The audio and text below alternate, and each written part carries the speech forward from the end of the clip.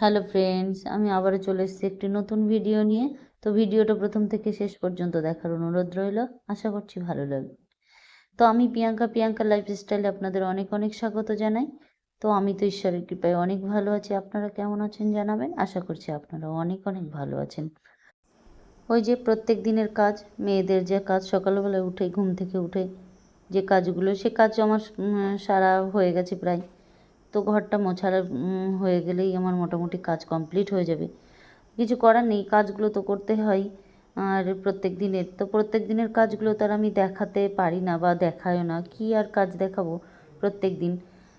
তো আমার কাজ হয়ে গেছে, ওদিকে স্নান টান সেরে ভগবানের কাছে চলে এসেছি, এদিকে ফুল তুলে নিয়েছি।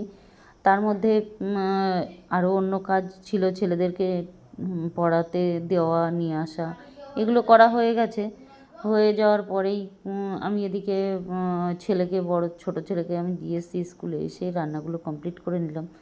রান্নাগুলো সয়াবিন, এদিকে বাঁধাকপি করেছিলাম। তো এই সময়টা বাঁধাকপিটা বেশ ভালোই লাগছিল, তো তাই আনলাম। তো যাই হোক, আমার খাওয়া দাওয়ার পরেই দেখি একটা পার্সেল চলে এসছে, ফোন এসছে যে পার্সেল আসছে। তো ছেলেকে বললাম যে বাবা তুই একটু নিয়ে আয়। তো বৃষ্টিও হচ্ছিল ওদিকে, তো ওই গেল পার্সেলটা আনতে। তো পার্সেলটা এসছে, তো এসেছে হচ্ছে ফ্রিজের ম্যাট আর কি। তো ভিতরে পাতার জন্য ম্যাটটা কেমন হয়েছে অবশ্যই জানাবে তোমরা কমেন্টে। আমার তো ভীষণ ভালো লেগেছে। তো তোমাদের কেমন লেগেছে তো অবশ্যই জানাতে ভুলো না। আর এই যে ফ্রিজের ম্যাটটা একটা একটু বড় হয়ে গেছে, আর তিনটে আমার যেহেতু ডবল ফ্রিজ, তো সেটা তোমার নিচের তাকগুলোই সুন্দরভাবে একদম সেটিং হয়ে গেছে, কিন্তু উপরের তাকটাই একটু বড় হয়ে গেছে। তো কেটে ওটাকে সেটিং করে নেব পরে। আর এই যে পাতিয়ে ফাইনাল লুকটা কেমন লাগছে তোমরা দেখো, দেখে যদি তোমাদের ভালো লেগে থাকে মিশোতে গিয়ে অর্ডার করো। ভীষণ ভালো প্রোডাক্টটা, এত সুন্দর হয়েছে। আর আমার ফাইনালি এটা পাতিয়ে কেমন লাগছে তো জানাতে কিন্তু ভুলো না। তো তারপরে আর ভিডিওটা কন্টিনিউ করা হয়নি, এটা পরের দিনের ভিডিও। ওদিকে রেডি হয়ে গেছে ও, আর আমি এক জায়গায় যাব বলতে আমি আরও একটা প্যান্ট নিয়ে এসেছিলাম, প্যান্টটা ছোটো হয়ে গেছে। আমরা গিয়েছিলাম তেঁতুলের হাটের থেকে, তো সেদিন আমি নিয়ে এসেছিলাম, কিন্তু সেদিন আমি বুঝতে পারিনি আসলে ছেলেরা যতই বড় হোক না কেন মায়ের কাছে তো ছোটোই থাকে। তো তাই আমি ভাবলাম যে এত বড় প্যান্ট হয়তো ওর লাগবে না, ছোটো প্যান্ট নিয়ে আসলাম, তো ওর কাছে ছোট হয়ে গেছে। এত বড় হয়ে গেছে যে দিনে দিনে আমি বুঝতেই পারিনি যে এতটা বড় ওর প্যান্ট লাগবে। তো আমি পরের দিন আর রিস্ক নিলাম না একা যাওয়ার, আমি আর ও দুজনা মিলেই গেলাম।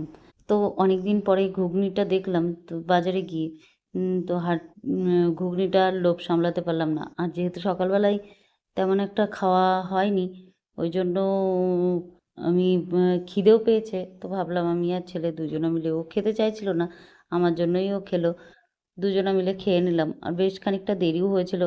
আর প্রচণ্ড গরম, এত গরম পড়েছে। তো মার্কেটে প্রচুর ভিড়ও, আর একটু একটু বৃষ্টি হচ্ছে আর মাঝে মাঝে, আর এত গরম পড়ছে, তো ভ্যাপসা গরমে ভীষণ কষ্ট হচ্ছিল। তো যাই হোক, আমাদের ফাইনালি বাজার কমপ্লিট হয়ে গেছে, মার্কেট করে নিয়ে আমি ছেলে যে স্কুটিটা এখানে রেখে গেছিলাম, ভিতরে যাওয়ার একদম পরিস্থিতি নেই, তো এই কাদার মধ্যে তাও রেখে গেছিলাম, একটু কিছু করার নেই। তো ভয় ভয় লাগছিল, যেহেতু এখান থেকে বেশ মার্কেট থেকে চুরি হয়, তো ভালোভাবে লক টক করে রেখে গেছিলাম। আর এই ছেলেই চালাচ্ছে। আমি আর যাওয়ার সময় ছেলে নিয়ে গেছিলো, আসার সময় ও একটু বড় হয়েছে, ওকে দিই না যদিও। তো মাঝে মাঝে যখন আমি থাকি সঙ্গে তখনই আমি স্কুটিটা দিই গাড়ি। তো না হলে ওরও একটা মনের ইচ্ছা জাগে যে চালাবো, কিন্তু একা তো সাহস পায় না কোনো জায়গায় ছাড়বার। তো ওই জন্য আমি যখন থাকি তখন ওকে দিই, তো একটু চালাই। এমনি তেমন কোনো অসুবিধা নেই।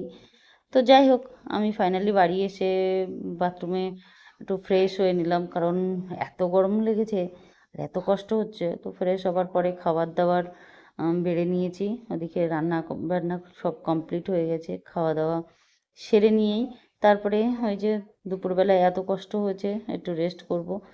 তো আজকের ভিডিওটা এই পর্যন্তই থাকছে। দেখা হচ্ছে নেক্সট ভিডিওতে। তো ভিডিওটা প্রথম থেকে শেষ পর্যন্ত দেখার জন্য ধন্যবাদ অনেক। আর তোমরা ভিডিওটা যদি ভালো লেগে থাকে অবশ্যই আমাকে সাপোর্ট করো, পাশে থেকো।